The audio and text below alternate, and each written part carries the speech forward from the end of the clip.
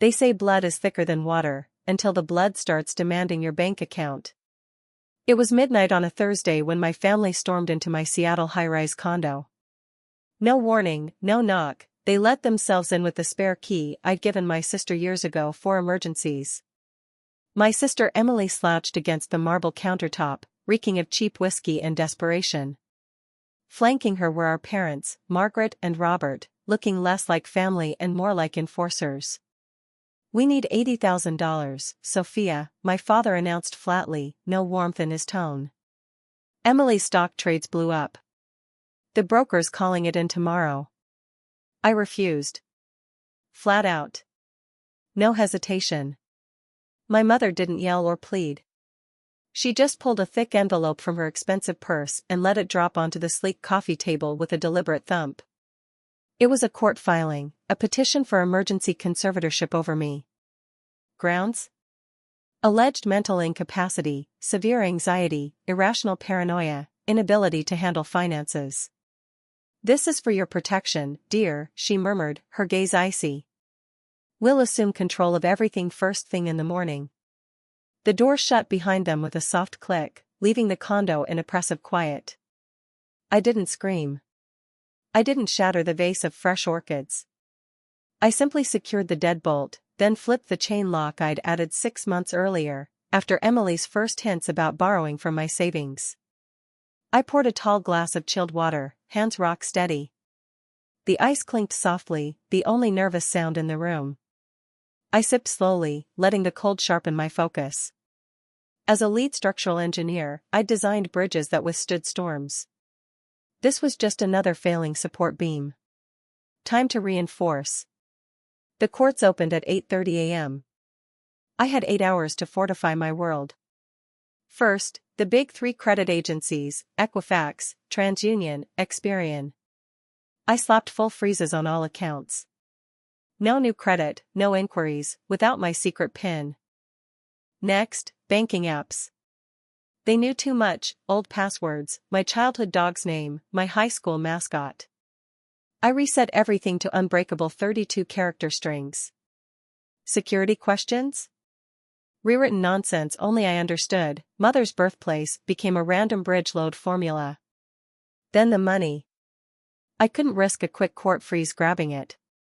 I wired 85% of my liquid funds, $148,000, to a dormant brokerage account they'd never heard of, one I'd opened for a possible partnership stake.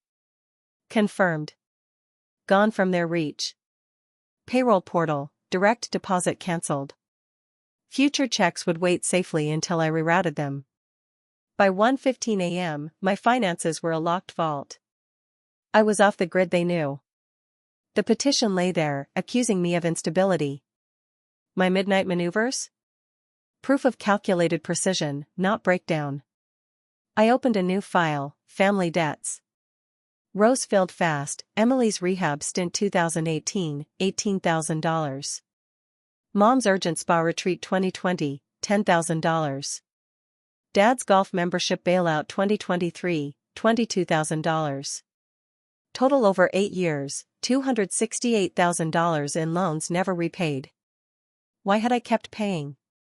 Not love. Not duty. It was learned helplessness, the circus elephant tied young to a flimsy stake, growing massive but never testing the rope again. They'd conditioned me: achievement bought approval, money bought brief peace. I paid to exist without constant scorn. But tonight, staring at their legal ambush, the rope frayed. I wasn't helpless. I was the engineer who'd built earthquake-resistant towers. Morning brought a barrage of texts and calls. "Sophia, your mom's worried sick, you're spiraling. Call us, sis, Dad says you're talking suicide." Smear campaign in full swing, twisting my boundaries into madness. I ignored them. Instead, I called Uncle Marcus, the family black sheep, cut off after exposing Dad's shady deals years ago. "Knew you'd reach out eventually," he said, voice gravelly. "Your mother already blasted a prayer chain online about your episode. Meet me at my firm. Bring strong coffee." Marcus's office downtown was a fortress of forensic finance, screens glowing, air thick with caffeine and strategy. No hugs, no pity. Just business. He scanned the petition. Claiming the engineer who oversees billion-dollar projects can't manage her own money? Desperate move. His team dove in, young analysts pulling records, tax histories, property filings. I fed them everything, old logins, dates, addresses. Hours blurred. Coffee went cold. Then, late afternoon, a printout landed on Marcus's desk. "Sit," he said, expression grave. "The suburban house in Bellevue, yours?" I nodded. "Parents bought it 99. Wrong. Your late grandma Beatrice willed it to a trust. Sole beneficiary, you. Dad hid the will, named himself trustee. Title should have transferred at age 28. He squatted instead, rent-free in your asset for years." The puzzle locked, not just Emily's $80,000 debt. I turned 32 soon, triggering potential trust audits. Conservatorship would freeze me incompetent, letting him cling to control forever. They weren't saving me. They were safeguarding their theft. Fury crystallized into resolve. "Court?" I asked. Marcus nodded. "We counterattack." The hearing was in a stark downtown courtroom, humming with tension. My family played grieving heroes, Mom in pastel, fake tears, Emily fidgety, Dad stoic. Their attorney spun tales of my decline, erratic moves, asset hides as delusional hoarding. Marcus rose. "Your Honor, this isn't about competence. It's fraud." He presented the suppressed will, trust docs, deed transfer failures. The judge's face darkened as he read. "Petitioners reside in respondent's property while concealing her inheritance?" Their lawyer paled, disavowed knowledge. Petition dismissed. Matter referred for fraud probe.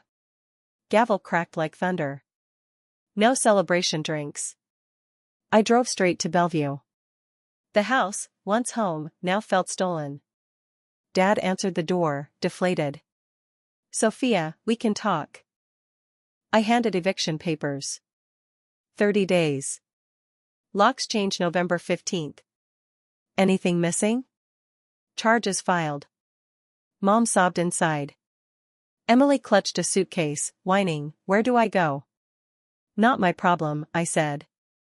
"Figure it out." I left without a backward glance. Weight lifted, dead load shed.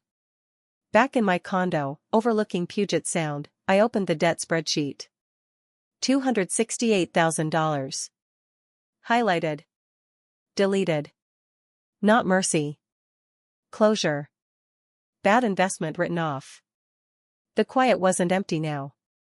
It was mine. If you've ever clawed your freedom from those meant to nurture you, know this: you're the engineer of your destiny. Build strong.